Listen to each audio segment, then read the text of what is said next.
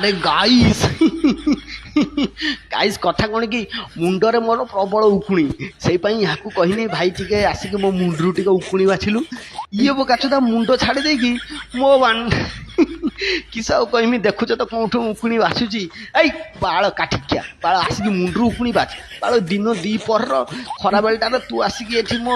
ଯୌନାଙ୍ଗରୁ ଯଦି ଉକୁଣି ବାଛିବୁ ପଛାଡ଼ୁ ଯଦି କେହି ଭିଡ଼ିଓ ଭାଇରାଲ କରିଦେଲା ତାହେଲେ ସେ ଭାସ୍କର ନ୍ୟୁଜ୍ ପାଖରେ ଯଦି ଭିଡ଼ିଓ ପଡ଼ିଯିବ ତାହେଲେ ତ ଆମ ଅବସ୍ଥା ଖରାପ ନ୍ୟୁଜ୍ ପୁରା ଭାଇରାଲ ହେଇଯିବ କ'ଣ କହିବା କହିଲୁ